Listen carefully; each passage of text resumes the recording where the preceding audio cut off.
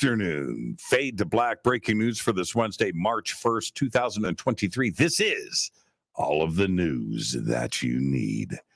All right. I announced earlier today, this is Jimmy Church. I announced earlier today on social media, and you can see that I'm not wearing glasses, and I haven't been wearing glasses for almost a week now, 5 days. And it's pretty extraordinary. I can see. And when I jumped into wearing glasses, you know, the vain part of me, I didn't want to do it. But I couldn't see anymore, and I couldn't read. And my monitors are right out in front of me, and they were just a blurred mess.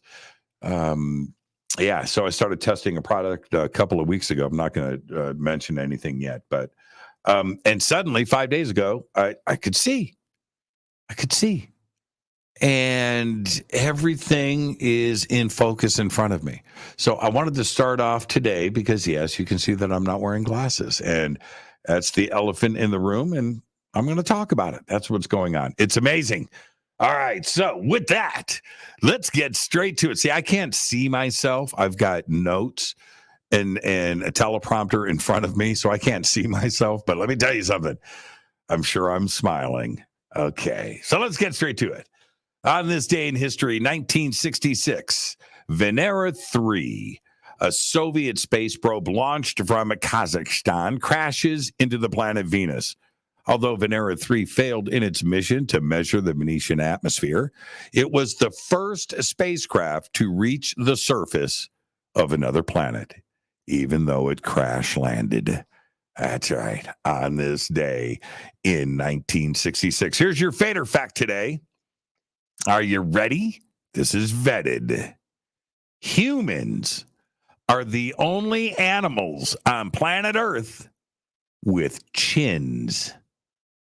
That's right. Chimpanzees, gorillas, Homo erectus, Neanderthal, all of our closest genetic cousins lack chins.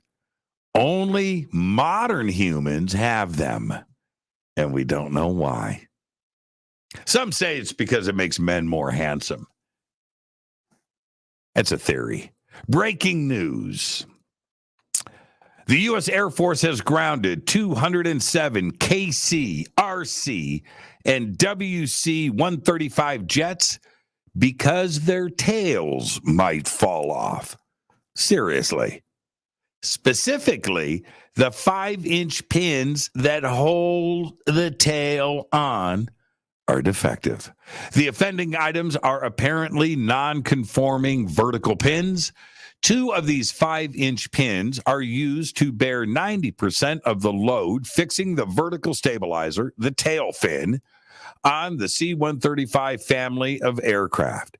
The failure of just one pin would compromise its load-bearing capacity, causing the entire vertical stabilizer to, quote, depart the aircraft, end quote. All of that according to an Air Force memo.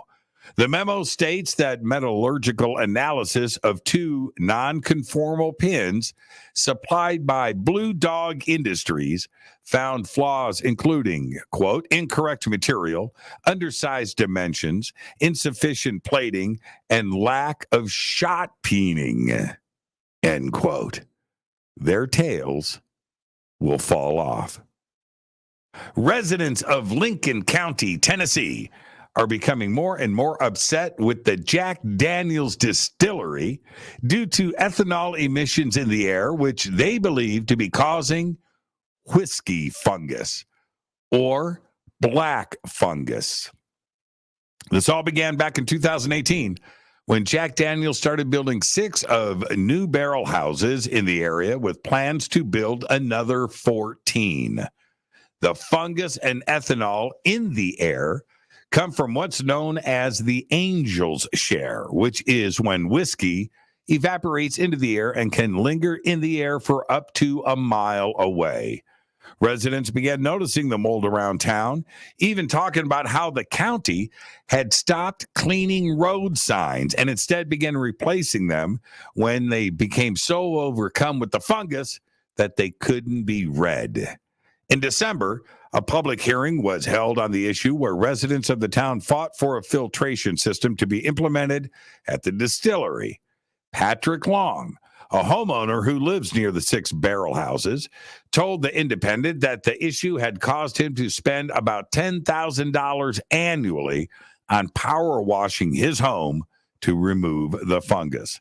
Now, a spokesman for Jack Daniels said that, and I quote, "While we can't comment on the specifics of pending litigation, I can tell you that Jack Daniels complies with all local, state, and federal regulations regarding the design, construction, and permitting of our barrel houses. We are dedicated to protecting the environment and the safety and health of our employees and neighbors." End quote. Black fungus. 7 sheep. 7. Some with tags on their ears and a red spot on their wool coats, marks used to signify when animals are going to slaughter, escaped from a slaughterhouse into Patterson, New Jersey. All of this happening on Monday.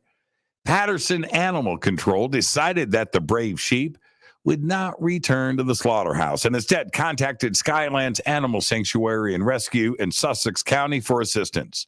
The facility agreed. They said they'll take the fluffy animals in and care for them for the rest of their lives in a barn of their own on a 600-acre sanctuary. Life is good. NASA has announced that it has picked a longtime solar scientist who heads its heliophysics division to become the U.S. Space Agency's science chief. Nicola Fox, former top scientist on the Parker Solar Probe mission studying the sun, was named NASA's associate administrator for the agency's Science Mission Directorate. A memo to agency employees from NASA Chief Bill Nelson announced her appointment. And that is huge news, the new science chief. NASA is still in the news, though.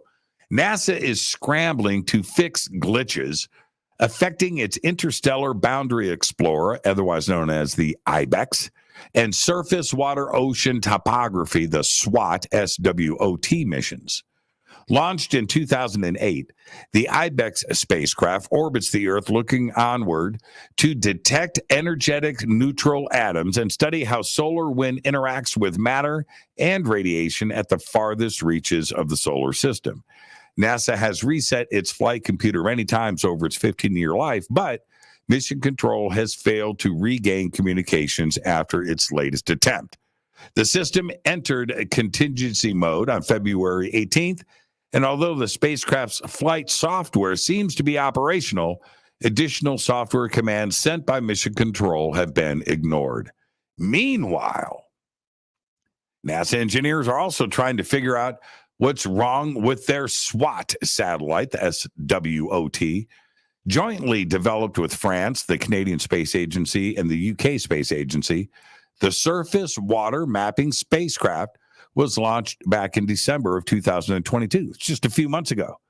One of its instruments was knocked offline before the satellite had officially begun collecting scientific data.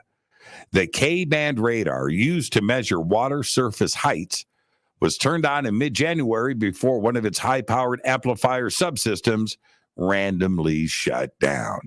Space agencies are working together to figure out how to get it back up and running. Now, I know you've seen the images, and they are incredible, but a powerful solar storm that swept across the Earth on Monday forced SpaceX to delay a Starlink launch from Florida and temporarily disrupted operations of several Canadian oil rigs as GPS signals were too inaccurate. SpaceX eventually launched those satellites, the first batch of 21 second-generation Starlink internet spacecraft.